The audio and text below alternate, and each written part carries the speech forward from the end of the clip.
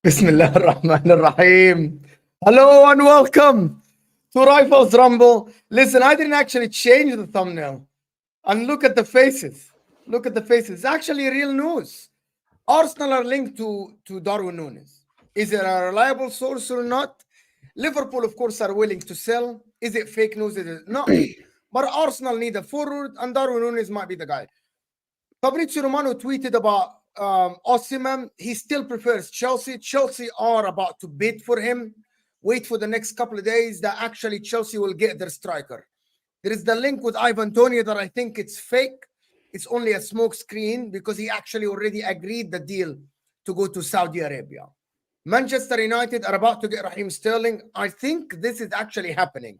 There is going to be a loan and a swap deal between Ziyech and Sancho going to Chelsea and Raheem Sterling after Ugarte today. Brilliant piece of business followed by a shit piece of business from Manchester United if that happens. I don't know where Sancho is going to play at Chelsea, but hey, it's another player added to the squad. Who cares? You know what I mean? If they get Osimhen, I don't think we'll be talking about Jadon Sancho. But this is the news for today.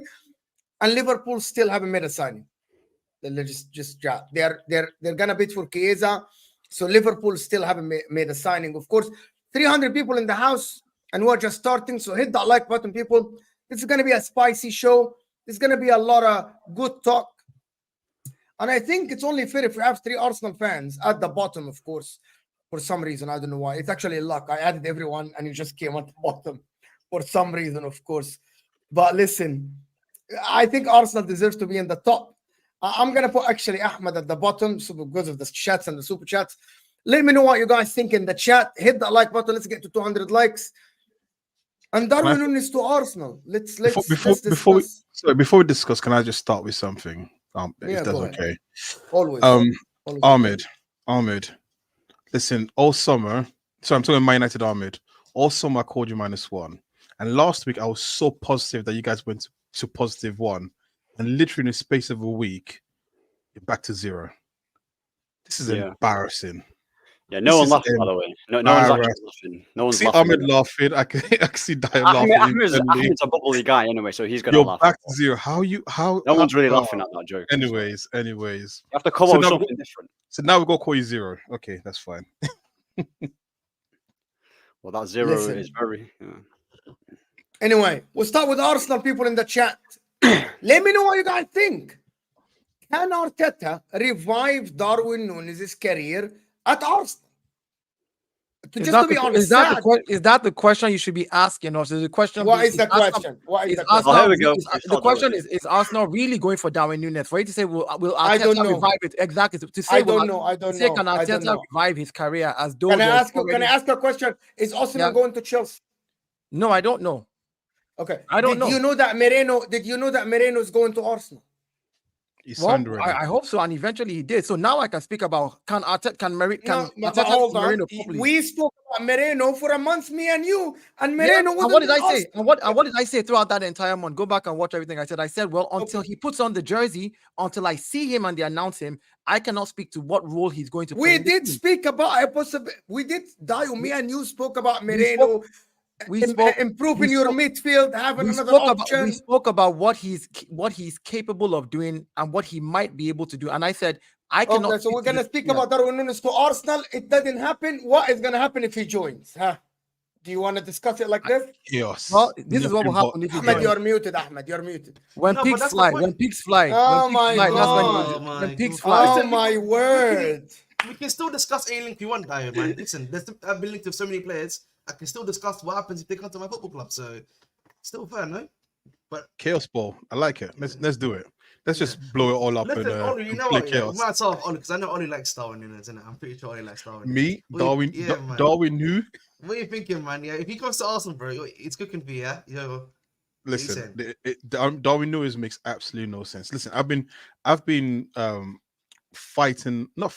saying for a while that the whole point of why Arsenal wouldn't get a striker is normally because I think the striker that Arsenal play with is someone who actually links up play. And Darwin Nunez is just a total departure from that. You're talking about a guy whose main sort of strength is running behind the defense, which in theory sounds good. But Darwin Nunez, like a lot of other players, the theory sounds better than the practical. And I'm sorry, we're not Dr. Dolittle. We're not trying to bring in like sick and broken people into Arsenal and try to fix them. I think if Arteta does Havertz though, Ollie, you did it with Havertz. Yeah, okay. What's the thing that you can't do with him? Just because he did it with Havertz doesn't mean he needs to do it with everyone, okay? Can I answer that question in a wait, let me just finish. Let me just finish. If he does this, then I am totally convinced that this guy is a pure madman who is just at this point trying to see if his genius is like as smart as he thinks he is, because there's no way on earth that Darwin Nunez as a player would suit what he seems to have built already. So let me give you a different perspective to what he just said. To your question, that he did it with Havertz. You did it with Havertz, and you were 2 points short of winning the league. You then realize that that's not what you need to do the next time, because you can't have a player who, I'm not saying Darwin Nunez doesn't have talent. Don't get it wrong. For some reason, he's at Liverpool. He has some talent. Somehow he got there. But the point is, you can't have a player who has not hit the ground running for Liverpool to come into Arsenal, and you want to take him through the cycle of the first 10 games or 11 games trying to fit him in, because you can't afford to do that with City. We can't afford any player, which is why for me, after Saturday, I said Martinelli needs to be on the bench. Let Trossard start. And when Martinelli is ready to really fight for his position, he should come back. Bench him, leave him there. You can't afford to have any player this season that is not firing on all cylinders. If Timber plays 30 minutes and it looks like he wants to hobble off, bring in Calafiori and get him out of there. That's why you want to have players that are good enough. So for this season, we've seen what the shortcomings were last season. We've seen that it was a game or two. And you can't afford to have none of your players not firing on all cylinders. Darwin Nunez might have talent. Arteta might be able to do some miracle somewhere. He might be able to go to some witch doctor somewhere in the Bermuda Triangle. No, hear me out. But it would, listen. But it would take time for that witch doctor's magic to work, and we don't have that time. So it's either you get a player that can hit the ground running, or not. Like, just don't bother. Yeah, don't bother bringing in a waste. That's all. Have you ever seen him try to do a step over? The guy looks like an actual horse. I don't even care about the guy's talent. My thing is just like, I'm more of the opinion of like, whatever profile we get has to be somebody that can do the job we want them to do. I don't care about the name. If you're going to bring someone like Darwin Nunez who needs to blend into the team, no, it has to be somebody that can come in. We need him to score goals. That's his job. When we bring him in, like Trossard did on Saturday, score the goal. If he's starting, he scores his goal. If you can't do your job, we don't need you. That's my thing. I have my take in this, okay? Maybe Arteta likes Kai Havertz a lot and he wants a sub for him, and Darwin Nunez is the guy that provides a different option. Makes a lot of sense.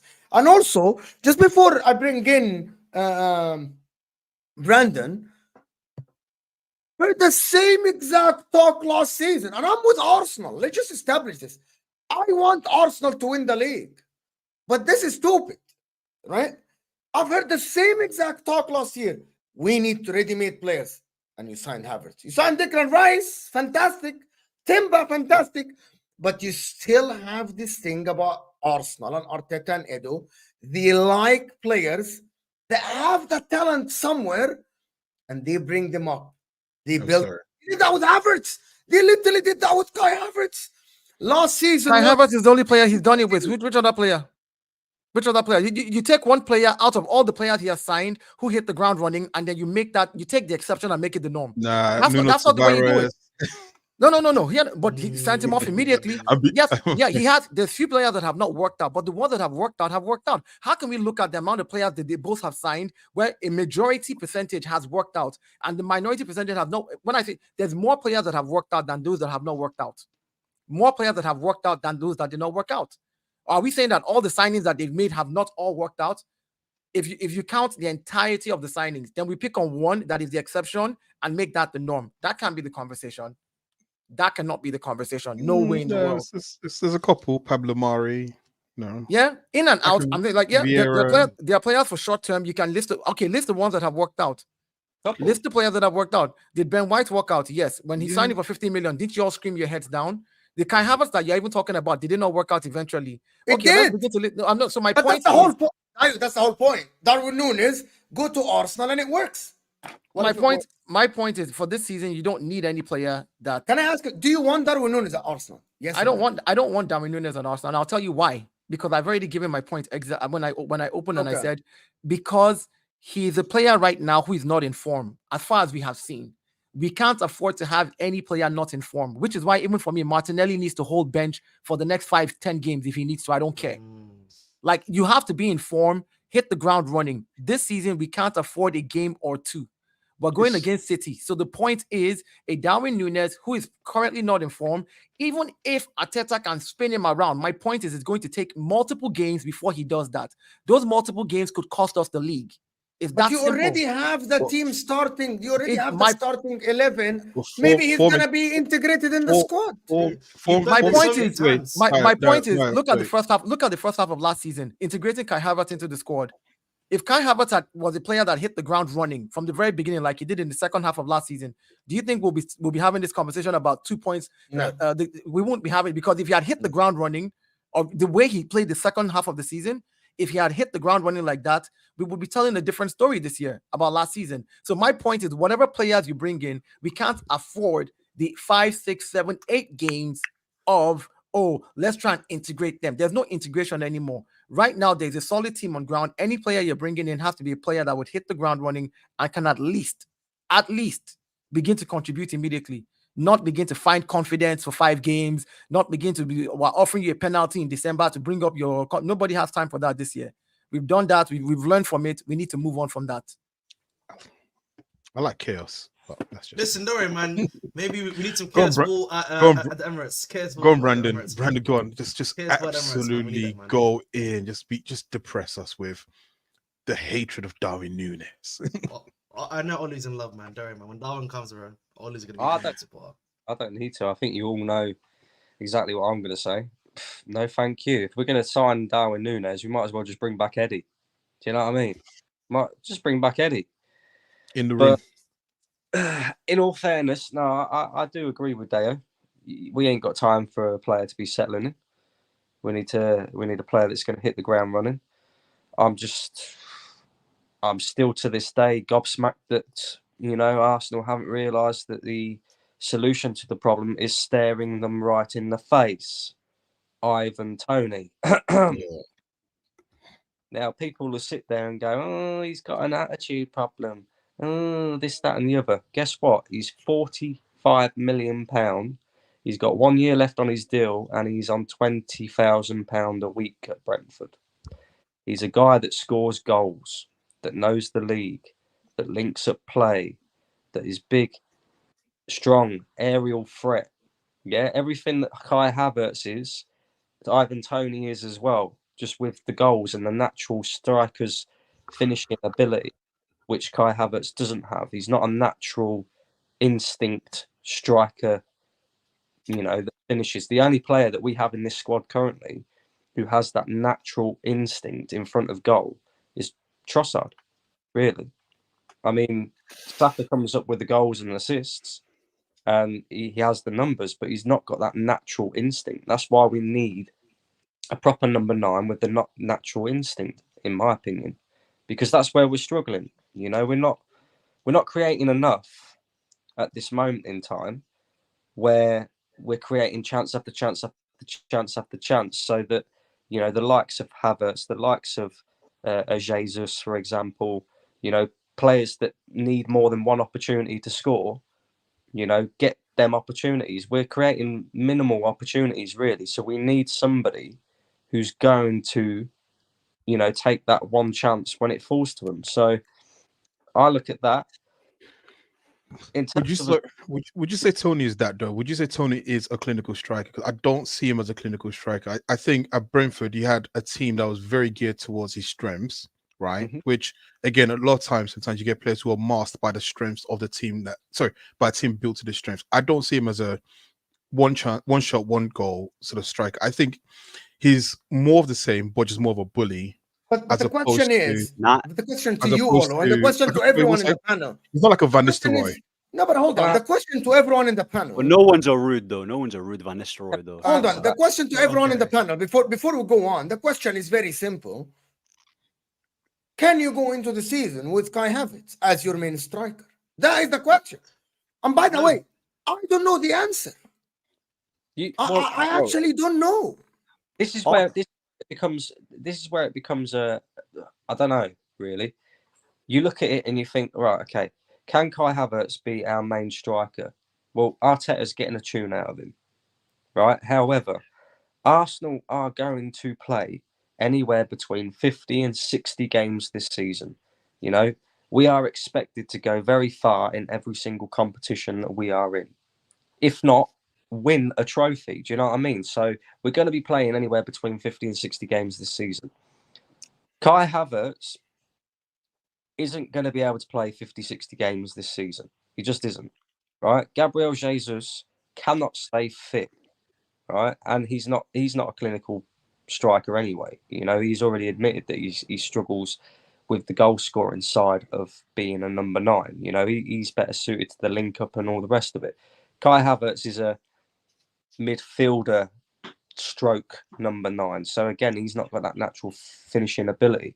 So I don't even think it's a case of you bring in a striker to replace Kai Havertz and be our main number 9. And this is where I look at, again, I'm going to bring up Ivan Toney. He's currently at Brentford. Is he going to be that bothered about sitting on the bench for Arsenal and maybe getting 20, 25 games for Arsenal? Doubling his wage as well in that process, coming off the bench sometimes, maybe starting games sometimes when it suits. I don't think he will be, because he's playing for a big club. He's getting paid more wages than what he was at Brentford. And, I just look at him as a solution to maybe an Osimhen, who, let's just say, out and brought Osimhen. Brandon, but here's the problem. Here's the problem with Ivan Toney. You did read. I don't know if you saw it though. I don't know how true it is. And that's the thing. Like, you see all these different headlines. He was requesting for about 18 million a year. That was what his agent was requesting, according to now. I don't know how true it is. So my question is, again, it becomes a case of, if I have to pay you, Ivan Toney, 18 million a year when a Haaland is getting 19.5 a year, why don't I just go get somebody else who is 18, How much is that weekly? maybe like almost 200 or something. He was requesting something ridiculous. Like, no, so my That point shouldn't is, stop you from no. Hear what Yeah. I'm saying. I'm saying, if I can get you for 200 a week at 20,000 pounds, why don't I just go get Osimhen for 20,000 pounds? Why don't I go get Ugarte as well, who scored 40 goals this last season? You were banned. You came back in January. My point is, because it's different if Ivan Toney was really that 40,000, 60,000, 70,000 a week player right now. I'd be like, that's a deal. Snatch it up. Let's do it. We need him for this season. Great stuff. But when he then turns around and says, this is what I want, now I don't know if that article is true. That's the point. But if it is true, I think that's why none of the top 6 clubs have really wanted to touch him so far. It's been a hard negotiation because of that. Because they're saying, like, imagine this, Brandon, you're paying me 20 grand a week to do something, right? And then suddenly, and Ahmed, you want to buy me. I now say I want 200. I want 180 more. Ahmed is going to be like, hey, dude, Brandon was paying you 20. Let me pay you 80 or let me pay you 60, And that's where I think the negotiations are breaking down with him. I'm not saying he's not good. He's good for Arsenal. But the question is, look, people who are saying Havertz is on 270, understand that the reason Havertz became 270 player, it was his rise from Leverkusen to Chelsea, winning a Champions League with Chelsea, on already high wages with Chelsea. If you're getting such a player, Ivan Toney is not earning high wages already at Brentford. Yes, he scored 20 goals in the 22-23 season. Let's remove the penalties from those goals. His goal tally is no different from what Havertz gave us last season, when only Havertz pumped for just half the season, January to May, right? Ivan Toney I'm not comparing. Listen to what I'm talking about. Output goals. Ivan Toney scored 21 goals in all competitions, 2022, 2023. Yes or no? Yeah. And that is all 30-something games. The same thing, Kai Havertz did not score similar. Take away Ivan Toney's penalties and Kai Havertz penalties. They have similar GA, with Kai Havertz only performing from January to May. Here's what I'm talking about. The goal output. Hear me out. I agree, in a better team. But then we're now looking at wages as well. You're going to leave Brentford from 20 or 30K or whatever you're earning to request 200. I think that's now. I don't know if that 200 is real. I'm just saying, I saw an article and I think that might be a problem. Can I make a counterpoint before you go, Brandon, if I may? Yeah, just to the point of Tony. If the player wants to come to your club, I'm pretty sure, and the manager is able to convince him, who's Arteta, surely you should be able to get him down to a reduced. That's what I'm saying. I feel like that should be like Ahmed, you do know that? Hold on. You do know that Arsenal has met with Ivan Toney and his agents, and you do know that negotiations between for a football player is not between Arteta and Ivan Toney. Whatever they agree, they agree. But it still boils down. Listen. Let me finish. It still boils down. I understand. No, because the point you're trying to say is that the manager's not trying to make the negotiation. I hear what I'm saying. It still boils down. But I'm saying still, the manager can still influence a player's thoughts about getting. I agree with you, but hear what I'm saying. It still boils down to the agent as well. Because if I represent you as a player, right, and you tell me you want to go to Arsenal for 40,000 and less, and my percentage is going to be less, but then somebody in Saudi is offering us big money, and I know you can go to Saudi for a year, and I'm going to make money, and I'm a big agent. A lot of these players, some of their agents are their masters. We sit here, we talk about the players, we don't realize the power of these agents. Why do we speak in finances, though? No, I'm just saying. If we want to players go, also have. I actually think Arsenal moved on. This Ivan Toney idea to Arsenal, I don't think it's happening. The train has moved. Let's move on from Ivan Toney. I just say, I agree with you, Mo. I don't think it is happening, right? But I'm just out there that, to me, that was the solution that's staring Arsenal in the face. With regards to what Deo just said, right, I agree as well that he's not worth 200 bags a week, right? However, we created a bit of a rod for our own back because we've just been paying Eddie Nketiah 100 bags a week. Good. So, of course, Ivan Toney's going to want 100 bags plus. That's why Brandon. Brandon, that's why I said sorry, Olu, don't be upset. Brandon, that's why I said for me, the way Arsenal have done business this summer, right? If we look at what we sold and what has come in, we've literally spent right about, and the players we've sold are homegrown players, so it's full profit for us. So basically, we've literally broken even. The price of Emil Smith-Rowe is almost the amount of money spent on Calafiori. The price of Eddie going now is almost what we spent on Merino, right? So we've literally more or less broke, which means we can actually spend money. Like I said, if I were Arsenal, what I would do is I would close my eyes, I would take 120 or 130, go to Newcastle and slap it on Isak. I said, that's it, done. That's who I think will get us. Can I just say, and because I can pay that 200, I've already given Eddie 100. I might as well give Isak 250. Bring him in and let's win the league. Let me say something real quick. Go on, Brandon. Go on. Sorry, can I just say, this is where I disagree with you, Deo, and this is where I disagree with most of the Arsenal fans that think that we may win the league if we get this striker wrapped up. I don't think we're equipped to win the league because I don't think we've done enough in the transfer window. Now, hear me out when I explain this. Arsenal are going to play between 50 and 60 games this season, right? Now, we've let Fabio Vieira go. Didn't rate him full stop anyway, right? That was an absolute fail of a signing. Should never have happened in the first place. But, you know, like you said, you can't get them all right. My worry is Martin Odegaard. He's going to have games this season where he will drop stinkers because it's just inevitable. You can't play 50 to 60 games and be at your absolute best all the time. Or there's the potential there for him to get injured. So my question is, who comes in when and if that happens? People are saying to me, well, we'll play a midfield three of Merino, Partey and Declan Rice. But who's creating? You know? We haven't got a number 10 or a creative midfielder now that can fill in for Martin Odegaard if needs be. We've also still got the same problem that we had previously and that we've had for the last 3 years, which is if Bukayo Saka breaks down at any point in the season, we have no adequate replacement to come in for him. And then on top of that, like I was explaining about us getting a natural number 9, the only one who has instinct in front of goal, the natural instinct in front of goal, is Trossard. So we need a number 9 anyway.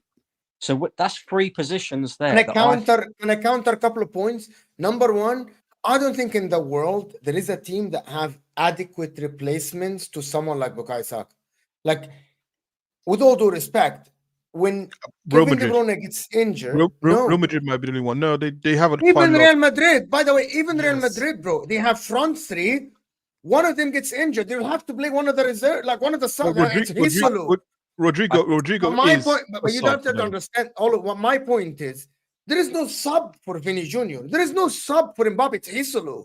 There is no sub for Rodrigo. When you have a player of that caliber, like Haaland, for example, with all due respect, Saka to Arsenal is the equivalent to Haaland to Manchester City or Kevin De Bruyne.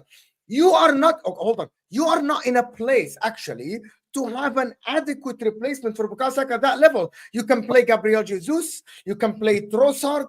You will not have 2 Bukayo Sakas. It is impossible at your spot to have 2 Bukayo Sakas. They don't exist. Otherwise, one of them is going to ask. The reason why one of them is going to ask to leave right away. Do you know why? Yes. Because you aren't Manchester City. If you are Manchester City, you might be able to bring 2 top-class wingers and rotate them because you're winning the Champions League and the Premier League. Arsenal aren't in that spot. You cannot. No. Let me give you an example. If Rodrigo comes to Arsenal tomorrow, he's not fucking sitting on the bench. Before he signs the contract, he wants to know his role. You know what I mean? No, I'm not. This is what you're. This is where you are. You have to accept that. Mo, when I say adequate replacement, yeah, I'm talking about the same sort of adequate replacement that we have on that left-hand side, right? We've got Martinelli, who a lot of Arsenal fans rate. Me personally, yeah, I'm looking at Martinelli now. I'm thinking he's got to have a good season this season. Otherwise, it might be time to move on from him because he's a player who I think hasn't really improved since he burst onto the scene. So give me the level you want then for a right winger. Give me the level. Yeah. When Martinelli is not performing, we've got Trossard to come in. When Saka isn't performing, there's Gabriel Jesus. You have Gabriel Jesus. Gabriel Jesus because he can't Even stay. Havertz can play that, unironically. It's Reece Nelson that's He coming in. played that for Man City season when they won the league. No, listen to me. Yeah, listen to me. Since Gabriel Jesus has been at Arsenal, he has had 3 knee injuries, 2 of which have ended up in operations, right? The guy is very, very injury prone. He cannot stay fit. I'm not relying on Gabriel Jesus coming in if we need him. We need an player Brandon, to come Brandon, in. can I ask you this, wait, Brandon? 1 second. Dayo, can I interject it because it was between me and... Let me just tell you the difference between... And this is the reality that Mark Goldbridge spoke about this, right? Last season. He said, the problem is Manchester City have the revenues and the financial power that made everyone think, I can have the same thing. You was cannot. Chelsea, Gabriel Jesus is on wages. Unless you can sell him, you can't actually bring another player. You cannot go into the season with 7 forwards. At the current moment, you have 6, and you are trying to bring a striker. You can and I'm defending Arsenal here. There is no way you can go to the season with 8 forwards. You'll be hit with PSR. Your revenue doesn't allow it. Unless you sell the players. So B, Brandon, let me say this right. I hear what you're saying. You're right. And I think that the solution right now where we're at is what Mo said. And I'll tell you why. Let me explain. If Gabriel Jesus is the backup, like you said, he's injury prone, so Saka will play. And hopefully when Saka needs to rest, he's fit. Like whenever he's fit, we play him and we know he can do the job on the right-hand side. Then we bring in the striker, like you said. Because if we bring in an Ivan Toney, it's not like an Ivan Toney can play right and play left like that. He's a center forward. Like he's the guy who will be our big man up front. It is him and then Havertz who we will be depending on for our goals. So I think if we did that, then Reece Nelson will be our third right winger. Because if we don't get rid of him, he will be the third guy.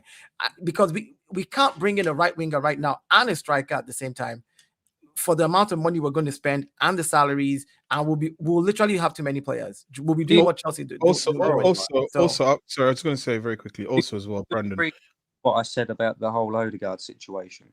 Oh no, so with Odegaard's situation. Okay, go on. I was going to say just very quickly. So the thing I think sometimes that as fans in general, what we do is we look at things from an individual player standpoint, i.e., you take one player out, you drop another player out, and things are meant to function that way. There's no team, there's no 2 players who play the exact same way. You can't replace one player with an exact player. And I mean, to most points, I mean, you think of Barcelona, they were very lucky with Messi, who was never getting injured after like he was 18 when he got his first injury. They never had adequate cover for that level of player. So I think it's a fantasy to think. And I blame Chelsea because Chelsea were the first team to buy 2 players in every position when Roman first joined.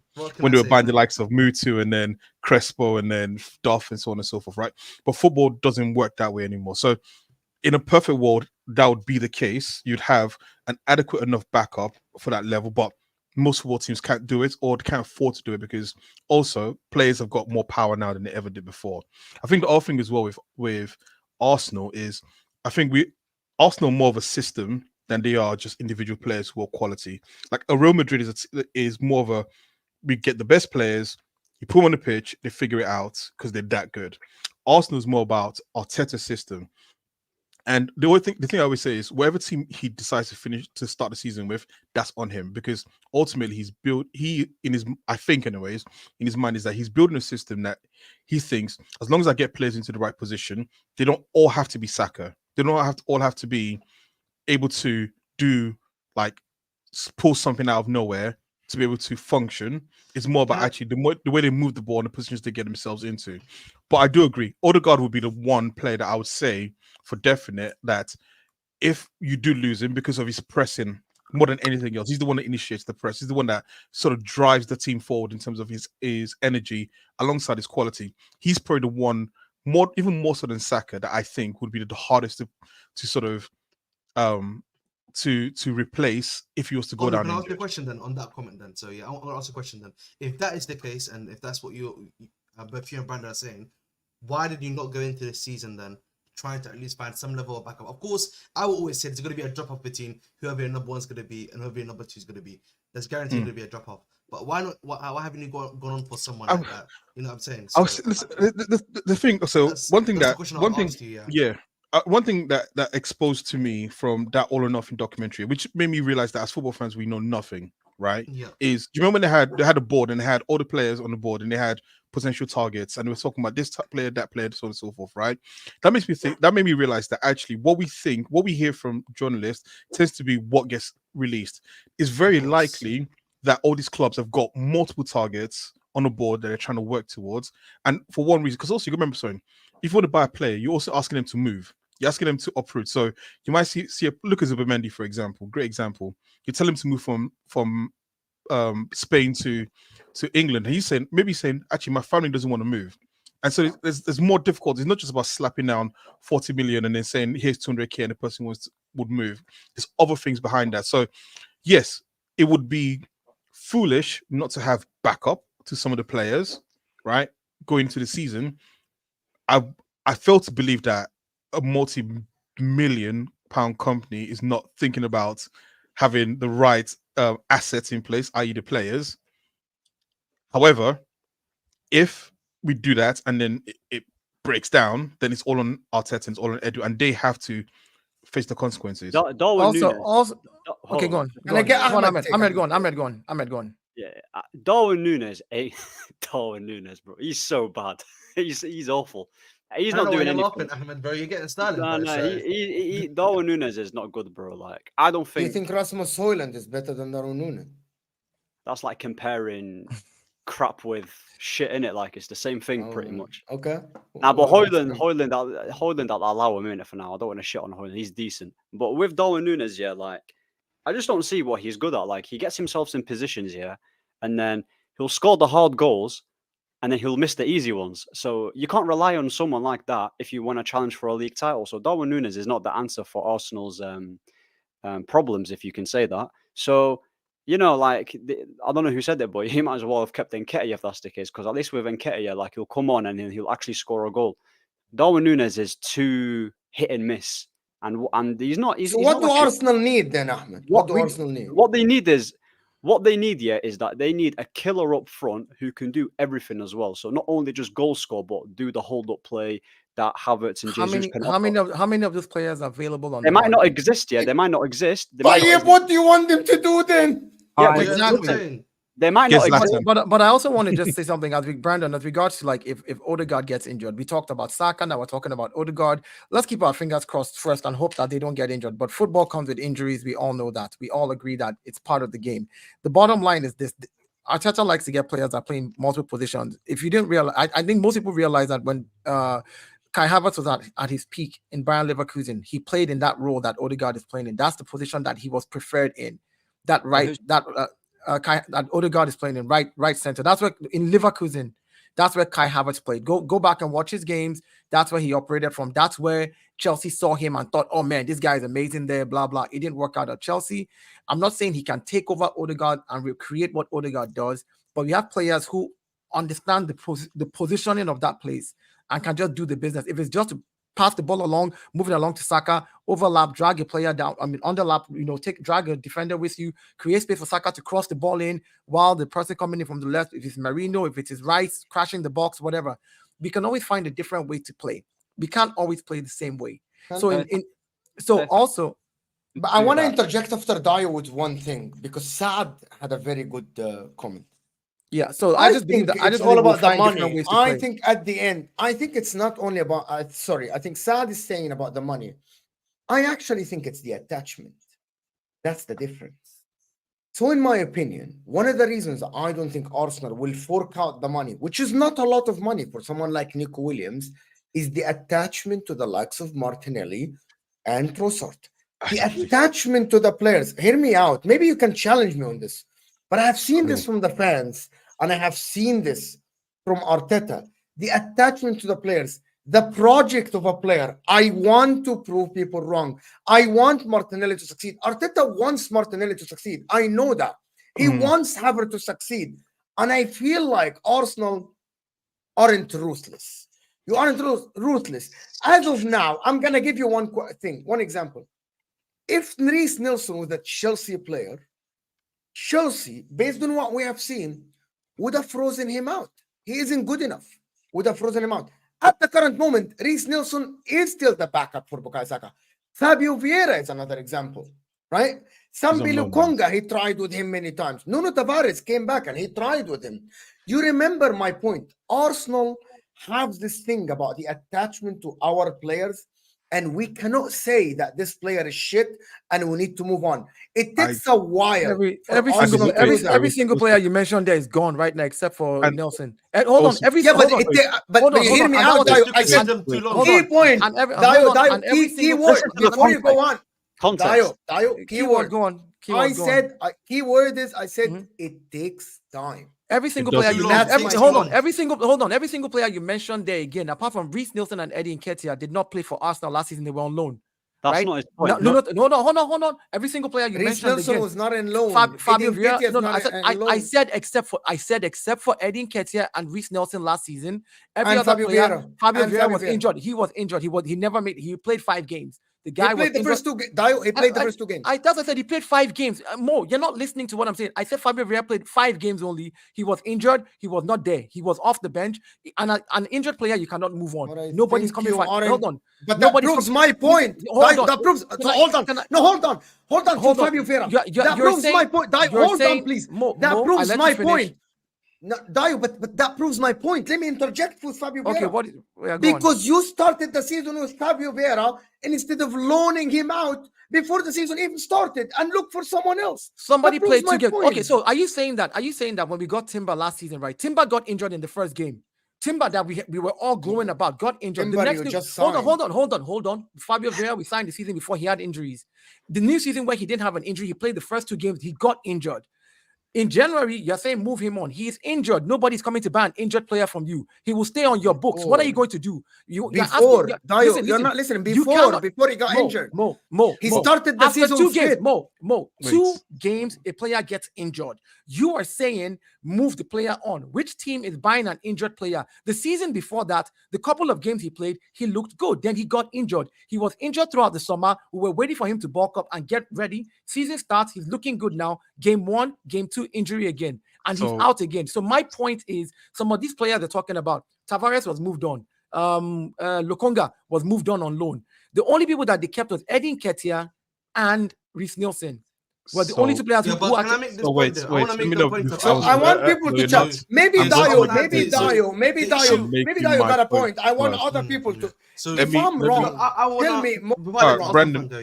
Before I let the Arsenal fan go, I'm just going to say really quickly that, the point Mo is making is correct in the sense that every time we're thinking you're going to move on from a certain player, it takes, for me, at least from what I've seen right now, 1 season too long. It's 1 season too long for certain players. So they almost overstay their long. I disagree with that. And Brandon, I'll let you go. I'm so sorry. I know I'm interjecting in front of you. So some people have made some names. Ramsdale was a great example. Guy was the best keeper in the one of the best keeper in the league that year, right? Everyone played fantastically. Arsenal fans were going crazy, and all of a sudden he brings in Raya, and he comes and makes the excuse of I always wanted to substitute a keeper, and then freezes him out, right? Aubameyang, even though Aubameyang was our main goal scorer, the minute he fell out with him, he just said nope, not playing him anymore. Ozil was the same thing as well. Willian he got rid of after a season. Pablo Mari he did it after a season. Like the thing about Arteta is, if you actually look at his history, he's actually way more ruthless. And he comes from Arteta ain't ruthless, bro. It's not about. He just listed 5 players. He only got rid of Aubameyang. Let me finish. Let me finish. If you actually look at history, he comes from the school of Pep, which is once they fall out with players. Do you remember Ibrahimovic at Barcelona and Pep fell out with him? He said, "I'm never going to play you." Ibrahimovic was still credit in the bank, though. He's got credit in the bank. We're not talking about what Pep has won. We're talking about getting rid of players. I'm stay in the pocket of the conversation. Yeah. So the point. Olo, don't fall into the trap. Olo, don't fall into the trap. With falling out with players. We aren't talking about players. We are talking about the players' abilities, Olo, because you mentioned Arteta. Your argument is when Arteta falls out with players. We aren't talking about falling out with people. Okay, but that's why Brandon, last point. That's why I mentioned the likes of Pablo Mari, Willian, right? Even actually Luis is not a good example. I think they wanted to give him a contract because of the experience. But in the end, Arteta has shown history of, even take someone like Nketiah. Our points last season, like he could have played Nketiah. He froze him out pretty much, and Nketiah didn't get a chance to play. And he was playing other people in striking position, even though he had a natural striker in place. Reece Nelson, he scored that goal. Everyone got gassed about him. Let's be real. Reece Nelson hardly gets a game. That some people actually think that he should play when in reality he shouldn't play. So I think what we confuse is because we see a player in the club, we think that is that Arteta wants him. And to finally finish, do you remember again, all or nothing? Do you remember Lukonga was complaining about he doesn't get game time? And Nketiah had to tell him, no one here gets game time. You have to work for it, right? That is a sign that actually internally there is no guarantee, and a player will be moved on eventually. But I do agree, sometimes it seems very, very slow in the way we do business. But I want to pass it to Brandon. Yeah, so I agree. Sometimes it does take too long. The only thing that I will say though, Mo, and I can't believe I'm defending Mikel Arteta on this one, but it seems to me that he's always had doubts about Martinelli anyway, because otherwise he wouldn't have tried to spend £80 million on Mudryk. You know, you wouldn't go out and spend that sort of money on a left winger if you was absolutely convinced that Martinelli was the guy. So, you know, he never really was convinced about Martinelli. And I do think that in the end, if Martinelli has a poor season again this season, I think he will be moved on. You know, it does take a little while too long, but this is Arsenal. Arsenal have been like this for years. You know, we always end up coming out of transfer windows thinking, oh my God, we're one or two pieces missing from, doing a madness here. We're one or two pieces missing from making top four. Again, it looks like we're going to be one or two pieces missing from actually winning a league title. But either way, no, you won't. Brandon, fingers crossed. Fingers. You see, the why? Fingers. I think with one striker, you are complete. No, we're not. We're not complete with one striker. We need at least 3 more players, I think. 3 more players? Where are you going to put them? Well, listen, look, how many defenders have we got on the books? You know what I mean? We don't need 8. And let's be honest. Let's be real about things now, right? There are still players, and look, I'm not whinging about it because at the end of the day, these players were not the priority to get out of the club. But there are players that are inevitably gonna be moved on within the next season or so. Martinelli could be one of them if he has a poor season, like I say. I think Gabriel Jesus will eventually be moved on. Zinchenko will eventually be moved on because these 3 players in particular, they're not really. Yeah, but you have to realize that. See, someone said something to me, and I think I agree with him. We had a heated argument about Martinelli and Leandro Trossard, and I was like, Trossard starts, and he said something to me. He said, "What you guys have in Arsenal are 2 impact players. Martinelli is an impact player off the bench, not a 90-minute player. It's very clear that he's the kind of player that you can bring in to run at defenders when they're tired, and it will tire them out even more. What we do really need is a player that can play across the front line. And I agree with you, a striker that can play across the front line, on the left, on the right, or in the middle. Leandro Trossard can do that. That's something that we've seen him do. Gabriel Jesus can do that. That's something that we've seen him do. My point, Gabriel Jesus injury prone. So I think rightfully so, a striker coming in there, because Havertz can play as a center forward and also play right midfield. He may not be the best at it, but he can play that position. The thing is, when people say we need a striker because we need goals, I tend to go back to last season again, and I tend to pull up the table and show it to them and say 95 goals, 91 goals. No, hear me out, Brandon. I understand that you think that most people think that the goal scoring would have won us the game, but there's certain games in football we know that it's not all the time they're going to score. Even City faced us at the Etihad and could not score. Yeah. We did not score them. They didn't score us. There's certain games where you will not score. Where the bottom line is you need to not concede. The Aston Villa game, for example, we needed not to concede. But the West Ham game, we needed not to concede. Yes, even though we could not score, we outplayed them. We could not beat them. If we had done this, Brandon, just 20 seconds, I'm done. If we had done that, we would have tied City for the league. Literally. But when you, like you said, right, people look at that Man City result as, well, some people look at that Man City result as, if Arsenal had gone there to win, they would have won the league. I don't look at it like that, because at the end of the day, it's still Man City. They're still an absolute force of a team, right? I look at the 2 games that cost us last season, and it was Aston Villa and West Ham, right? Them 2 games in particular.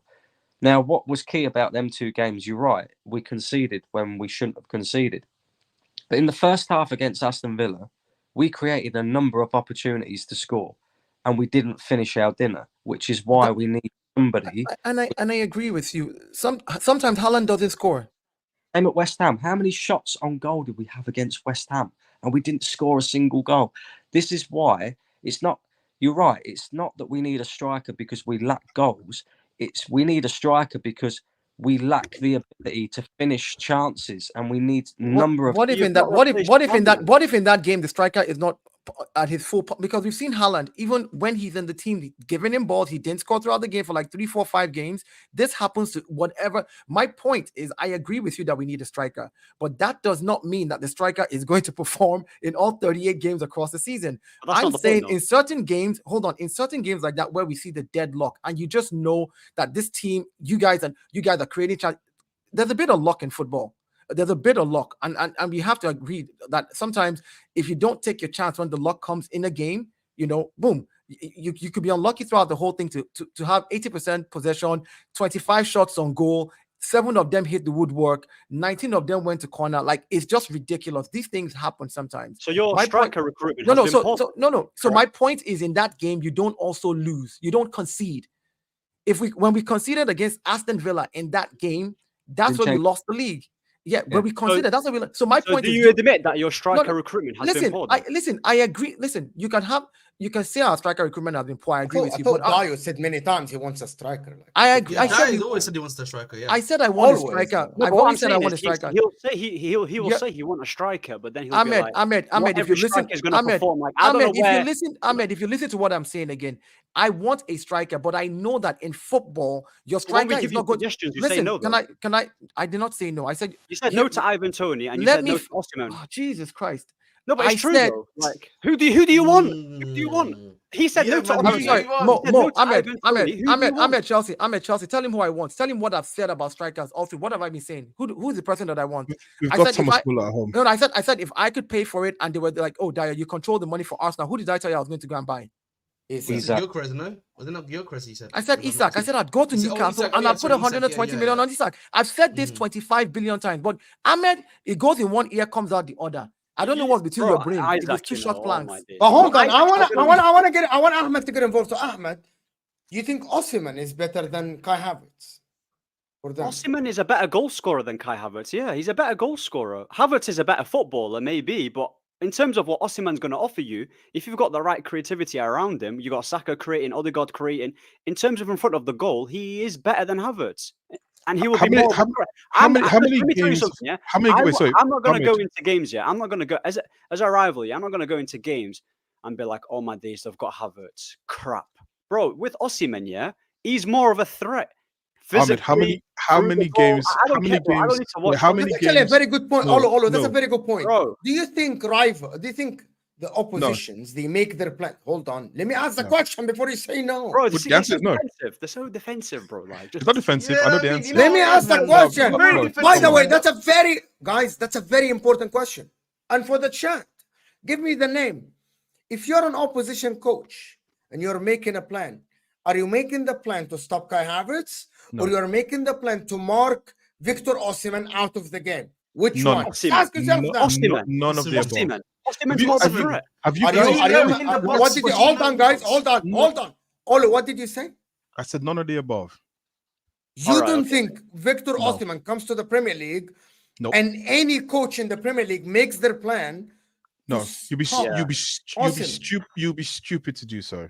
You'd be stupid. So stupid. We're so scared of Kai Havertz. All right, Oli, man, come on, bro. He didn't say Kai. He didn't say Kai. He said Havertz. He said neither.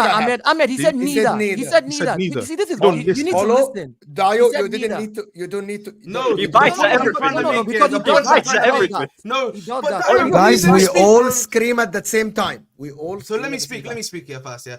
Before you speak, guys. There is 1,200 people here. We really need to get to 500 likes. I know everyone is chatting. I know you guys are reading the chat. I'm so sorry. I'm going to try to do the super chat soon. Just the conversation is heated. But let's get the likes up to 500. It helps the channel. And if you're new, please hit the subscription button. We are on the way to 25K. Come on, guys. Hit that like button. 500 likes is the minimum. We cannot be 1,200 people here. And you guys are doing a Darwin Nunez in the chat. Hit that like button. 500 likes is can the I just say- minimum. Come Can on. I just say something real so quick? I Yeah? want I just to want to say say, something yeah, real quick. One Just 2 person. Just 2 seconds, 2 seconds. I'm seeing loads of people spam Kai Havertz's goal tally to Osimhen. First of all, yeah, Osimhen don't start in the same amount of games as Kai Havertz. Kai Havertz plays way more. He does play more games. And Osimhen, yeah, I'm pretty sure there's like an injury thing, but despite the injuries, yeah, he still gets goals consistently. Whether that be 15, 26, Right. 25, 24, he still gets the goals. So M- if he didn't Ahmed, have injury concerns, I yeah, want he to. would be. If he didn't I have wanna say injury concerns, something. his goal tallies would be a lot higher. You're saying about Can I ask a Isaac, yeah? question? Can I? No, You're forget saying- it. wait, I one want second, to. Wait. bro, So one it's a I want second. big- to. I want to. There No, you go, Candice, there you go. let's go back to the question. You know the question Nah, Arsenal where you fans, said. you No, lot- you said. Who would you basically Who would want to you mark mark out? You're being right? spoiled. That's And what I you're said, You lot are none. spoiled fan base. I'm, That's what you are. I'm spoiled, asking. bro. I'm going to ask you one question. How many games of Osimhen have you actually watched? I don't watch Osimhen. How about that? I don't watch him. So you I have don't no watch clue him. what you're talking I about. don't watch him. I don't watch him, but I know So you that have he's no a clue what striker you're that gets talking goals. That's all I need to know. But I've you- watched. but you have He's no a clue. striker As that a- gets goals. I'm But a that doesn't help Nigerian. you, I'm a Ahmed, bro. That doesn't help your Nigerian. case, I am brother. a No, but I don't need to Nigerian. watch him though. I don't need to watch him. Like the How can you say striker that? market, we're going to tell you right now. Yeah, the striker market ain't amazing. It's not amazing. I don't need to watch Osimhen, bro, week in, What? week out. How do But wait? you So guys, yeah, stop. you lot. Stop, Okay, Ahmed. so hold on a minute. So did you lot Stop. watch Martin Odegaard when he was at Sociedad week in, week out? No, and guess what? I wouldn't make it. So what's the I point? wouldn't say. And I But would then I'll never. make an oh, argument wait, to say wait, he's a stop, better stop. midfielder until Okay, I see him play. You know what? Go get Isaac. Go get Isaac. Go get your So, imaginary. Let me I wanna- finish. Go get Isaac. Can I finish, please? So when I said basically you don't set up a defense to mark either of them, because if you set up your defense to say I'm just going to mark out Osimhen, that is silly. He has got a horrible touch. He's not kind of player who you go. He's not like Ronaldo. He's not Thierry Henry where you go shit. He gets the ball. I need to figure out how my defense stops that. He's not that player. He's the player who runs behind him, and as long as you can stop the ball getting to him, he is useless in the team. So he's So useless. you don't. Tony is useless. No, what did I say? What did I just say? What did know, I just say? I said if you stop the ball getting to him, he is useless. He doesn't do If anything. you stop the He's- ball he's getting not- to him, which is true. So He's what not I would say Drogba. to this And as- comment, so what? Yeah. Ahmed, let me finish. As watching him in AFCON as a Nigerian man, I wanted Play to for throw my my country. I wanted to throw I my wanted to break my shoe TV. at the TV. He trust me. The idea of Osimhen is greater than the reality. I'm just telling you that right now. Okay, so let me listen. So- Listen. Now I So need to Mo, talk. Now I need Mo, to speak. sorry, no, quick, sorry, Mo. You watch it. You watch it, CDR. Please, forget Sometimes. the injuries. Forget the injuries. Forget the injuries. And be honest. Yes, Ask me Osimhen. my honest opinion. My honest Osimhen, opinion. honest opinion about Osimhen as a striker over 38 games. The way Arsenal plays, where we ask our strikers to come and help in defense and do the workload and run to the front, and he's running in behind with his horrible first touch. How does he fit into Arsenal? Okay, so there is a misconception about Arsenal because people watched him in the AFCON. If you watch Salah in the AFCON, you would think this guy's a rubbish player, right? Osimhen in Serie A, and that's for the people that don't know, go and watch, right? In the season that actually Napoli won the league, where Osimhen was fit for the whole season, Napoli were the most position-based team in the league. They didn't have spaces, so this misconception of people that think that Osimhen only runs behind, Napoli were the highest pressing team in the league in Serie A, were the highest position-based team in the league, and everyone knows that. You can go check the stats if I'm lying, right? Osimhen didn't have spaces like people make it be. People think Osimhen is Darwin Nunez. He needs 50 yards to run.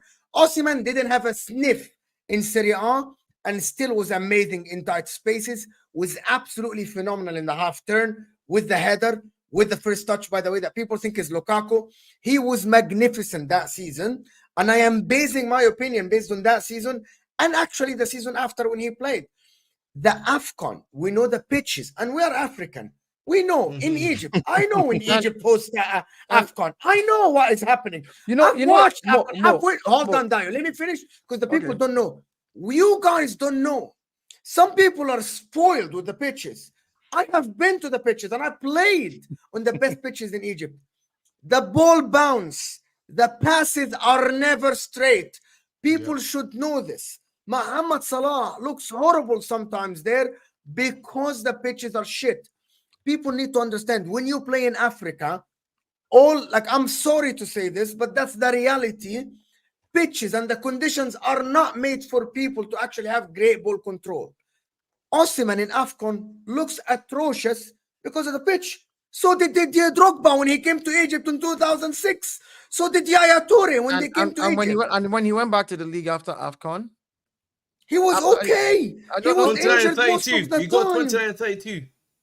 So, But so you know what this issue is? go You on, know what go on, issue is? Ahmed. Yeah, is that when I watched him at AFCON, bro, he didn't even have a midfield. The brother was literally isolated by himself, and your midfielders were not helping the guy out. So like, if you're being honest, Respectable, B. you know what I mean? Like, let's be Look, realistic, guys. Go on, like, you know, Darwin, I feel like- Olo. You Yeah. guys know what I'm talking about. You guys know what I'm talking about in AFCON, right? More. I understand what you're talking about in AFCON, but I've watched Osimhen play since he was 19.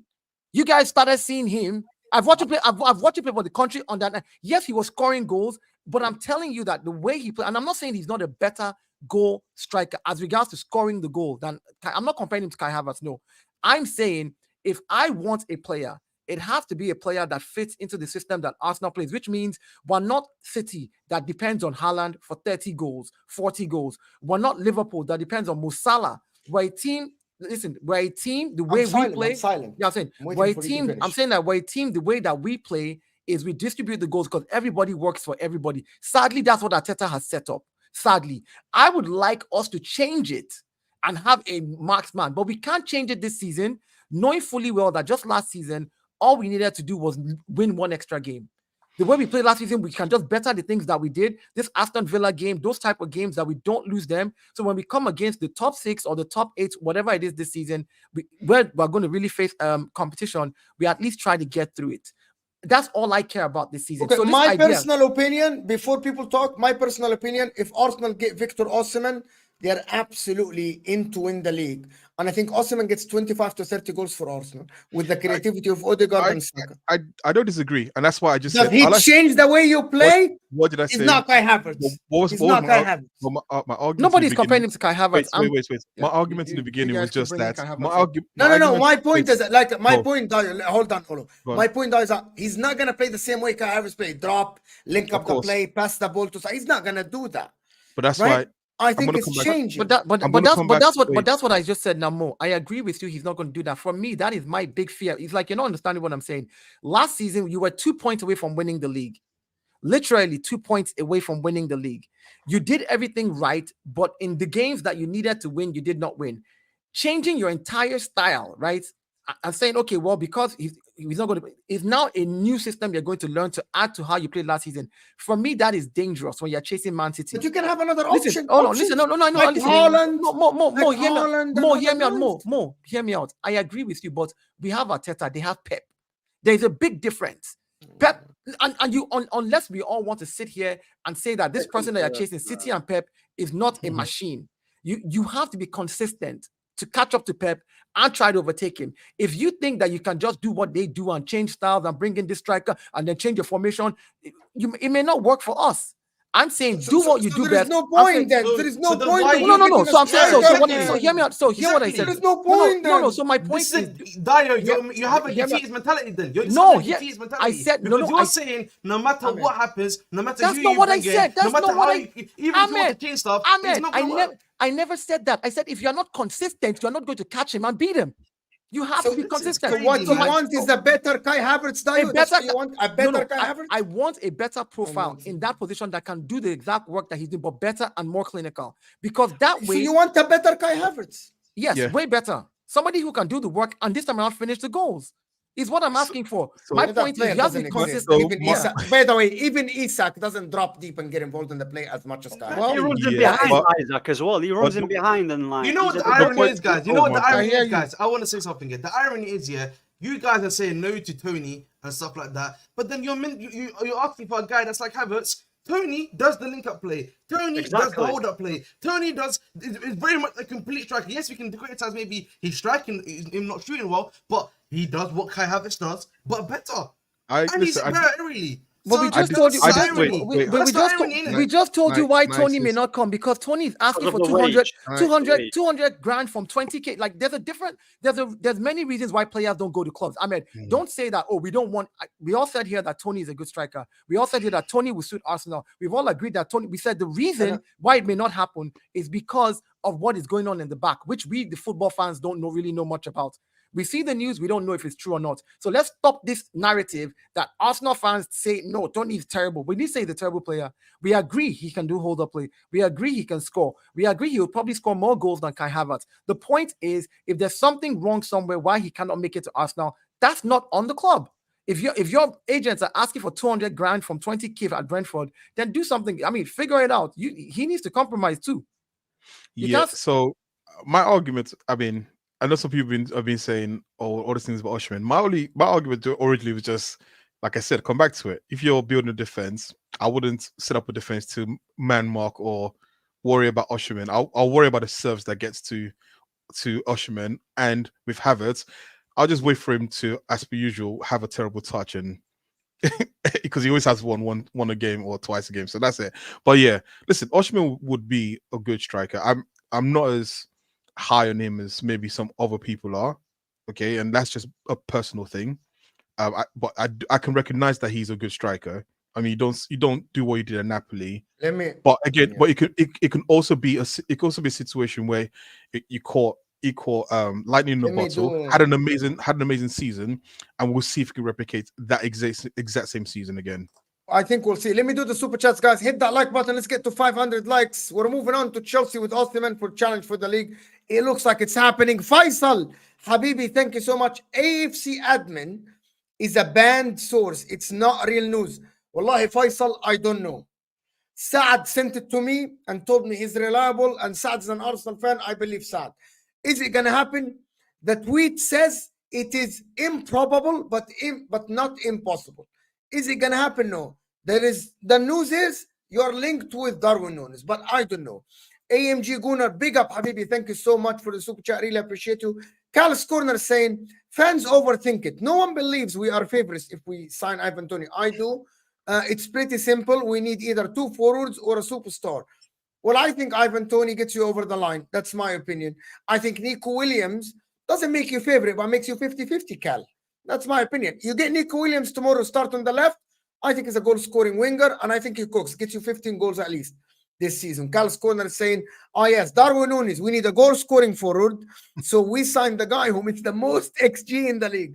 If Salah couldn't save him, Saka can. One of the things about Darwin Nunez is that he actually plays on the wing sometimes. He plays on the. Maybe you're getting him to play on the wing. And hold on, let me finish the point to respond to the super chat. Maybe Trossard will be the second striker, and Darwin Nunez will be the left winger. Okay. I don't like it. I don't think it's the right move for Arsenal. I absolutely think it's stupid, as much as Sterling to Man United. I think it's stupid. It's absolutely stupid. If Arsenal go and fork out the money tomorrow to buy Darwin Nunez, I think someone needs to get fired from Arsenal, Edo or someone. If we're going to get Darwin Nunez, might as well go and get Gervinho again, because it's basically the same player. Darwin Nunez is horrific, bro. Dennis here is saying Havertz as a 9 will cost you. Haaland is too good. Will someone respond to this? What I don't understand. I don't understand. They're completely different, Dennis. They're completely different. Thank you for the super chat. But also, sorry, to also respond to this. I mean, again, we don't play Man City for 38 games. We play Man City for 2 games this season minimum, right? So, in reality, you only worry about Haaland. Oh, so you only play against. So you worry about playing against Haaland twice a season, really, unless you get him in the FA Cup or that. Yeah, the rest of it, Sean here is saying win your games. Yeah, we signed Darwin Nunez, not watching the rest of the season. Any Arsenal fan in the same boat? I never do this. I always listen. I said if we sign Alexis Sanchez, I'm not watching the season, and I watched the whole season with Inter. And Alexis Sanchez stuck up the pitch, to be honest. I can't do this, Sean.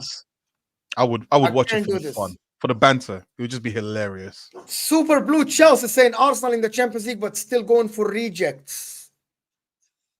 Well, didn't Kai Havertz work for them? I'm gonna ask you a question, my friend. You're a Chelsea fan. Didn't Kai Havertz work for them? You sign players from other teams. Some of them are rejects. Some of them are good. Yeah. I mean, that's kind of what happens. Yeah, D Brown is saying, big up. Man United Ahmed is football poster boy for Dunning. I don't know who's that. I don't know who that is either, but big up to you. I have no idea. It basically is when you imagine something that really happened. So, for example, people think that in Star Wars, he said, "Luke, I am your father," when he said, "I am your father." So it's kind of that thing of you think something really happened, but it didn't really happen. Big up D Brown for the super chat. I didn't get it, but thank you so much. Really appreciate the support. Sean Ahmed, Man United. Yes, our striker recruitment has been poor. We want to improve. As for my opinion, it is not. If it's not Nico William, Isak, Toney, Ugarte, or Kudus, we shouldn't sign them. I would also take Lookman. That's a massive list, Sean. That's a big list. But that's a good list. Kudus. Osimhen has to get in this list. Osimhen has to get in this list. You know what's crazy when they asked me, have you watched Osimhen? You know, the thing is, yeah, you don't need to watch a player week in, week out. He might not be an amazing footballer, yeah. But what I'm saying is that when you look at Arsenal in terms of what they need, just get a guy that bags goals, and it's not that big of a deal. I think with Arsenal, they're trying to overanalyze and just, you know, nitpick on who to get. Yeah, you're not always going to get the players that you want. So if there's a player that's but you have to get players. You have to get players that suit what you're doing, though. Like, Ahmed, I hear you about this bagging goals, and I agree with you. Certain teams. By the way, Pep Guardiola changed what he did in one season. Right yes, away. Pep. No. That's something. That's why I said Pep is a different. He won a beast. treble, though. And he won a treble. I know. Yeah, Pep is a different beast. That's why I keep telling you. I'm like, you need to see Pep Guardiola does certain things. Like you saw him beginning of last season, the first half of last season, he was tweaking that team like he was playing PS5. Every week it was a different style he was trying. Every week he was trying a different style. And so he's a different person. Arteta cannot do that week in, week out, just be changing styles. We're not. There's no arguing that. I get your point, Daniel, but sometimes there's just not. I think my thing is Arteta focus on beating every other team, and then focus on when it's time to face Man City, do just what needs to be done. If we can trash every other team, because that's the only way you're beating Pep, you have to make sure you beat more teams than him. You just I think it was small margin. I think it was small margins, and I think it will be small margins. You can definitely win the league. Ahmed Ramble Merchants, back up your arguments, please. What argument? Ahmed never actually backs for one argument. Never ever. What? Ahmed never backs for one argument. He's talking about you because take notes. Ahmed Mo actually developed his opinion. What opinion have I said that there's no backing? I don't watch Osimhen week in, week out. I don't watch the Serie A week in, week out. But he's a better striker. But he's a better striker because you heard he scores goals. You heard from the grapevine. Bro, the comparison was about they whispered in your ear. Yeah, if you whispered in your ear that he scores goals. The comparison, Mo asked me who is more of a threat, Kai Havertz or Osimhen. And I said Osimhen. It's not that big of a deal. It's not really a mad thing to say. And you don't need to watch Osimhen to know this. Week in, week out. So it's really simple. If you guys are happy with Havertz, then that's fine. Stick with Havertz. That's not the point. Nobody's comparing Havertz to Osimhen. But can we not go back to this? Yeah. It's really funny. I think he has ADHD. He doesn't know how to stay in the pocket of a conversation. No one's got ADHD in it. You do. When we're talking about guys, it's a joke. Ahmed, it's a joke. Bro, these guys are just Dio. You said you got attention deficit hyperdislexia. Oh my goodness. See, it's really easy to get to Arsenal, bro. You don't even have to say anything. Anyway, Bermuda Gunnar is saying Havertz is a good player who defends well, good hold-up play, and a great IQ. I actually disagree with a great IQ. I told you he's the new Thomas Muller. I'm telling you, bro, he makes most of the wrong decisions. There we go, another comparison. Can I move on? We have 20 minutes left, guys. Dunning-Kruger effect. Thank you so much, D. Brown, for explaining. Yeah, the Dunning-Kruger effect occurs when a person's lack of knowledge and skill in a certain area causes them to overestimate their own competence. That is very rude, but it's true. But you know what it is, though? I actually don't care in it, but big up for giving Mo the gifts in it, and hopefully it continues, man. Hopefully it continues. Thank you so much, D. Brown. Ahmed doesn't get offended that easily. Ahmed is one of the people that I met. When I met Ahmed on YouTube, this is what it is. Ahmed says a statement, backs it, and then he debates it, and then at the end he's like, "This is my opinion, and this is yours." Yeah, he just doesn't get offended. On El Ahwa, that happens all the time. You know, on Husam's channel. What did he call? He said Rice was trash. He said something that Amad Diallo is a better footballer than. He said it on this channel. He said it on this channel, bro. Remember, I love it. And I'm like, what is going on here? Like, what are you doing? Let me tell you what. See, Mo. Let me tell you what happened. Kobe, for example, he said Kobe Meno is better than all Chelsea midfielders, all of them. And I'm like, how? Let me say this. Sometimes when Ahmed says something, he said something. Wallahi Dayo, Wallah al-Azim. And I'm here, no, because I know Ahmed. I've been doing streams with him for a while now. Ahmed, well, for people who don't know, he doesn't troll. He actually believes what he says. He doesn't troll. He's not saying this to rile you up. He's not saying this to ramble you. He's not saying this to cause trouble. He believes his opinion. It's that. And listen, it is what it is. Big up everybody for the super chat. Now, Don said something this morning Oh God. that I want everyone's opinion about. When you start that way, it's just like, oh my goodness, what has he said now? And I want the chat to hear this. And I believe Don is very smart. Don knows how to say statements. You don't know how to get Don, you know. He said that if Chelsea get Osimhen, they better be in the conversation. With that attack, they better be for the challenge. Top four. For the league. He said top four is done if they get Osimhen. There has to be the next level. And yesterday I was doing a stream here. I don't know who was watching. I don't remember if who was watching, but I think I was doing a stream at the evening yesterday. I can't remember who was on the stream, to be honest. And someone said that with that much talent and that much money spent, the main target should actually be challenging. I'm not saying, but be there and thereabout. And I don't think that's so mad to say that if you get Osimhen, one of the arguably, based on every Chelsea fan, one of the best strikers in the world, you got Neto, you got Palmer, arguably the best player in the league, based on Don's opinion this morning. That's his opinion. And you got the best midfielder with Lavia and Caicedo. Maybe the defense is bad. You got Malo Gusto. Do you think you should challenge? Does anybody here think that Chelsea should challenge and can challenge? Can we let Not the this season. Chelsea fan go first? Yeah. I would Yeah, just of course, say he's a we're not Chelsea going to fan. challenge. We're not going to challenge this season. Oh, yeah, this season I think it's going to be top four this season. It's going to be a lot of like kinks we need to work out in the team, a lot of gelling and a lot of other stuff that needs to happen. But I think next season, yeah, if we add a bit more into the defense, I don't see why not. But as of this season, I would say no. As of this season, I would say no. We're not challenging. And so to add to that as well, I mean, I agree with you. I think I've used this term so much recently. The idea is better than reality, right? And I really believe that in Chelsea. Like on paper, everyone on if you let's write all the Chelsea players on paper, you go, damn, that's a really good team. And then you watch them on the pitch and you go, that's not that great a team. And look, what happened against Wolves on Saturday was a really good performance in the second half, right? But my issue with Chelsea is still that midfield. I just think that midfield is too small and too weak and can be bypassed very easily. And the first half showed Wolves should not be a team where they can dominate your midfield with Chelsea, right? Based on if you go by what Chelsea fans believe the talent of the Chelsea midfield is. And games are won or lost in midfield, in my opinion. That's where you control the midfield, you tend to win the game. I think Chelsea's midfield is too small, too weak, and I think if they come across teams who are happy to bully them, I think they will crumble a lot easier. And I say this as an Arsenal fan who watched us build a midfield of Flamini and Fabregas, who were all under 5'10", and I just remember us going to big Chelsea with SCN and Ballack and so on and so forth, and get absolutely bullied by those guys. By the way, Caicedo's very strong and Lavia very strong, so you're wrong.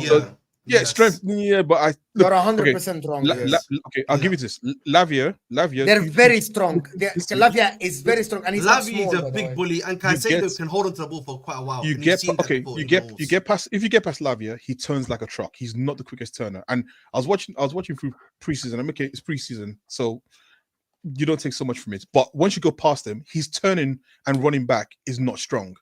He's good in front of you, but anything behind him is weird. And Caicedo, look, we saw what happened on Saturday. He can blow hot and cold. He's not as what's the word I'm looking at for? He's not as consistent a player that you'd go. He's not N'Golo Kante. N'Golo Kante will give you 8.5 every single game. You know what I would say to that, Olu? You know what I would say to you, Olu? Oh, I think with Caicedo, from what I've seen, it seems to me he's a bit more of a slower starter, actually. We saw this in the beginning of last season, and you've seen it this season. He starts, I feel like, to me, a bit slow. and a Even bit at rusty. Brighton, yeah. Even at Brighton, he was like that. So yeah. So I Even think at Brighton, for me, he was like that, yeah. I think it's just about the way he starts. Really, I think he then it kind of like he has to play into. He form, warms up. if that makes sense. He won the Yeah. Caicedo. Even at Brighton, he was like that. To be fair, I'm not going Mhm. to. I'm not going to slam him. I'm not saying that he doesn't have Yeah. his weaknesses, but even at Brighton, he starts the season slow. I think it takes him about the first 5-6. I mean, most of us didn't start hearing about Caicedo until like game 10, right? At Brighton, this was like that's when we're like, oh yeah, this You guy. guys know what the problem with you the know, Chelsea so team? You guys know what the problem is with Chelsea team is? I'm being Enzo honest here. Maresca, that's it. Fernandez. How Enzo is he a Fernandez. problem, by the way, Mariska? Um, Because I feel like how was the rest of the issue? Wait. I feel like you know. Let me tell you why I think Enzo Go Maresca on, is go your on. issue, right? I think you guys, for the caliber of players that you're bringing in now, you should have gotten a more experienced manager. If you got rid of Pochettino, you should have gotten somebody better. And I'll tell you why. Not that Enzo Maresca is not an intelligent, brilliant manager, is that he doesn't have that experience in the Prem. And so this first season, hold on, this first season, just like every new manager in the Prem learns how the Prem works. That's where the players are going to carry him. They're going to literally they're going to help carry him again this season. But Dai, what you were saying. Listen, what Dai is saying here is that he's trying to basically play the inexperienced argument, which I agree with to an extent. No, I'm not playing the argument. I'm just saying that the reality is. What I would say to that is that you've now brought in players who have a level of experience that can somewhat bridge the gap that he does not have. Hold on, Ahmed. What did I just say? I said the players will carry him. You missed that part? I said the players you brought in now will carry him, but his inexperience might cost you in certain games. This is what happened with Arteta in his first season. Arteta came in, he had some good experienced players. He won an FA Cup with Unai Emery's team, right? Because the players carried him. In that first season, the players literally, I can tell you, they carried him. He had no experience. So my point is just think. I'm not saying he's a terrible man. I'm saying he doesn't have the experience. He's going to need the experience in this first season. Regardless of what you say, Enzo Maresca, this is his first season in the Prem. He's going to need that experience. The players are going to carry him. And in that experience, to become an experienced manager, you make mistakes. You learn and you do well sometimes, which is why I said... Yeah, but that goes for any young manager. That's what I'm saying. That's why I said, which is why I said you may not challenge this season because of those reasons. I'm not saying... Yeah, that's for sure. I agree with you on that I'm one, saying. I'm not dissing the guy. So don't come here and... Yeah. No, I know, and I hear what you're saying, Dio, but I think what I would say is, unlike Arteta, he does still have some level of experience, at least we can say, with the championship, right? At least on some level, he still has some level of added value. It may not obviously equate to the EPL, right? But he still has some level of understanding, what to do in certain situations. Look, see, Ahmed, I agree with you. It's like you are in medical school residency, and then you now go and work in the best surgery hospital where they make you the head surgeon. Yeah. There's a big difference, right? Mm-hmm. Because when those cases start coming in hard and fast, you're going to realize that you can't make mistakes, and if you do make mistakes, you have to learn fast on the job. Enzo Maresca is a brilliant manager. That's how I started my statement. I said he's a brilliant manager that lacks the experience in the Premiership. He may have 100%. Experience somewhere else. But the difference is in the Premiership, you will learn hard and fast. Mikel learns hard and fast. I want to get him. Hold on, because I want to bring in Ahmed here. So if Chelsea are locked in for top 4, do you agree with this, Ahmed, that Chelsea are favorites for top 4, or you don't think so? Yeah. Which one, me or him? Me. I'm asking. Yeah. 100% they should be getting top 4, bro. Have you seen their flipping attack? What, Pedro Neto, Joao Felix, and Cole Palmer, and potentially Sancho, and they've got Nkunku and Nicholas Jackson who can all get goals. Defensively, there might be a mess here, but there's no excuses for them not getting top 4. There's no excuses. So you disagree with the majority of Man United fans that say that we are favorites for top 4? We are ahead of Chelsea. You don't think you're ahead of Chelsea? I don't think we're favorites. I don't think we're ahead of Chelsea because I don't think we're ahead of Chelsea. No. I don't think we are ahead of them. I personally don't. I don't believe in this manager anyway. You're the first Man United fan. The first. I'm just honest about my look. Let me tell you something about United. Yeah, I would if my team was cooking. Yeah, I would be unbearable. The stuff that I would be saying. Yeah, but when it comes to someone that I do not believe in, I just say it as it is, and I'm honest about my club. I don't like being delusional. Yeah, I wish I could come on here and say my team is cooking. You rival fans can hold that. I would be doing that. Trust me. I did it for a little period and it burnt out. But we do not have an awful squad. I said it many times. The only thing that's holding us back is the manager. Now with Maresca, yeah, he's upcoming. He's going to make mistakes, like Dio said. But when I look at their attacking threat that they have, and even Todd Bowley, even though he's done mistakes in the past, he's buying players that Maresca wants in terms of profile as well. He said, Mudryk, bro, fix up your decision making, or you're just going to get dropped. What's his face as well? Maresca just says it how it is as well. Sterling, you're not my type of winger. Next. So I feel like with Chelsea, yeah, objectively speaking, as much as they've messed up in the past, it looks like they're trying to rectify certain things, and they're moving in the right direction. That's how it comes across. So yeah. Okay, so wait, I want to go back on something, which was the idea of Maresca being a brilliant manager, and I would like to understand how can we quantify that already when we've not really seen him manage really, because I guarantee you, 99% of people here didn't watch Leicester last season because not many people watched the Championship as much as people try to gas it up, right? So how do we know he's going to be a brilliant manager? Because when people say these things off the cuff, I'm always like, it sounds good, but how do you know? And the example I'll give, before you go, the example I'll give is Graham Potter. Everyone was raving about Graham Potter until you got to Chelsea, and then nobody wanted Graham Potter anymore. All right, so let me say this. I called him a brilliant manager. I was the one who said that, and I'm saying that based on what he did with Leicester. Right now, I didn't watch all of Leicester's game. I will own up and say that, but I will say this to you: I've watched enough Championship games to know that the Championship is a difficult league. It is very, very, very, very demanding league. If you win in that league, you must have done something right. Whatever it is that you did, I don't care. Maybe you played 8 men in the goal and you played 2 above them and blocked the entire goalpost the whole season. I don't care if you played 10 men in the other person's goalpost. Whatever strategy you played, it must be brilliant for it to work, because in the Championship you will burn out. I've watched enough Championship games to know that it's tough. So for me, any manager that can make it out of the Championship, especially when it is a team like Leicester that has gone down, a while back, you're like, when are they coming back up? And then it's Ipswich again, like other teams that you'd have expected, to probably come in Championship, and they beat them back to it. So for me, that's where I based it on. I said he's a brilliant manager who took Leicester and brought them back to the Premiership. Now, the experience in the Premiership will now be the issue. Can I counter that though? Yeah. Because as someone, again, we're both old, so we probably know. There's been managers to Steve Bruce, Ian Holloway, who's the guy who managed Hull City, who have all done really good in Championship and came to the Premier League. And the Irish guy, right? Yeah.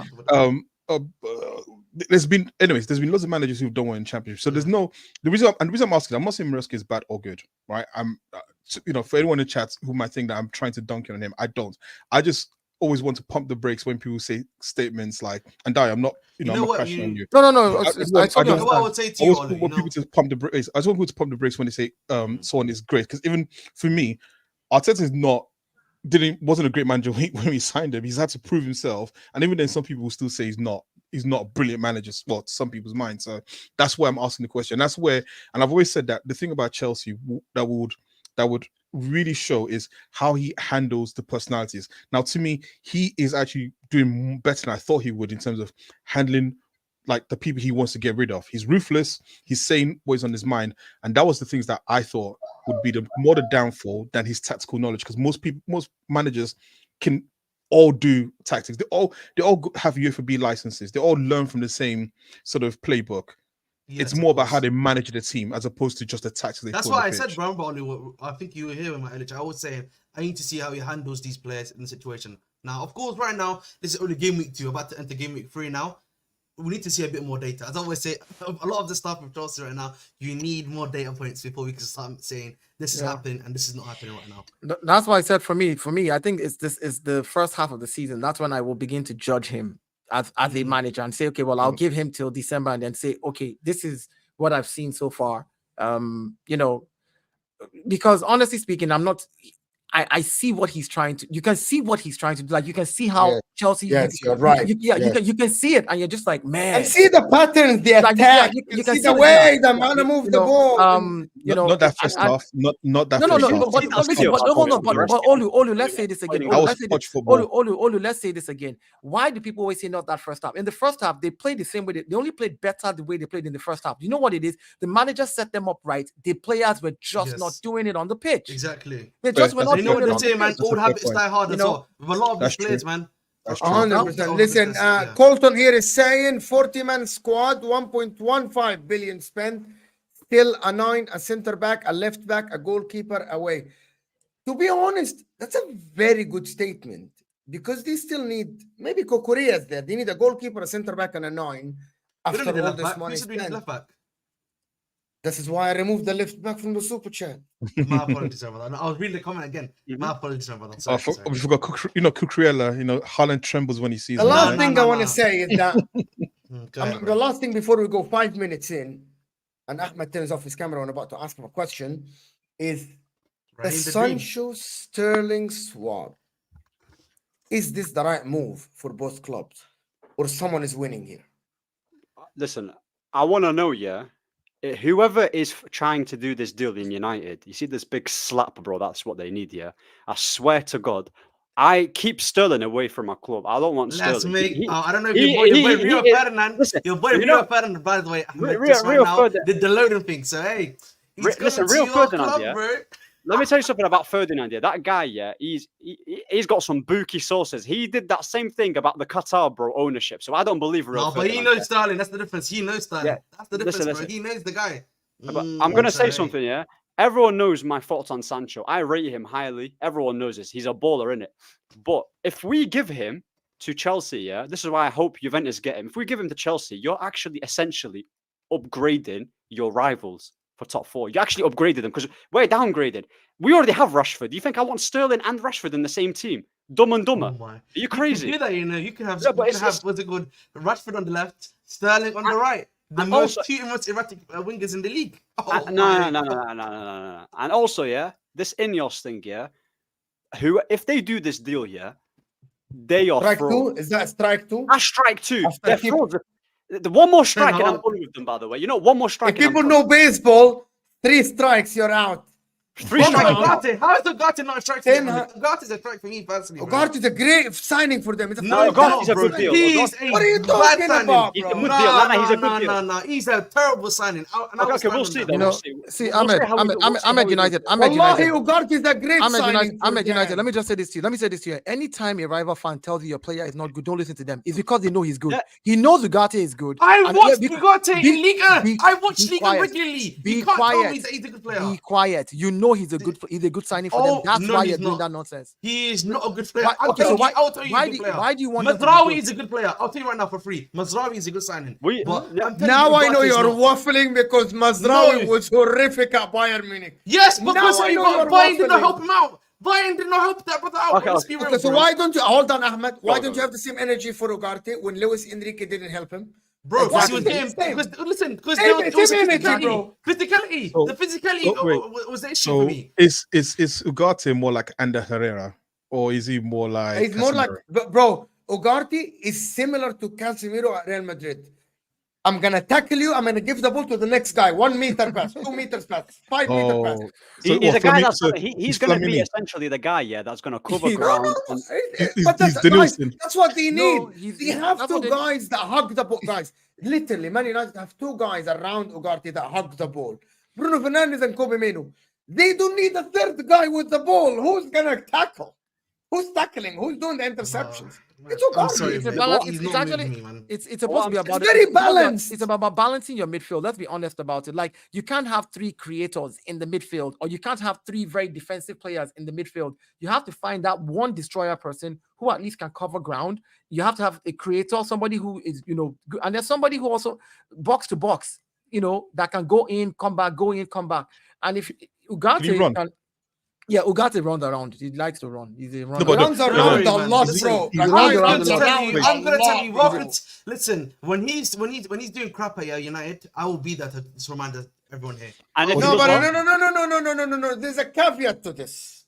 No, I hate people when they do this. There is a big caveat to see. this. They still have Ten Hag. Anyone can do crap. Kobe Mino can turn into a rubbish player tomorrow.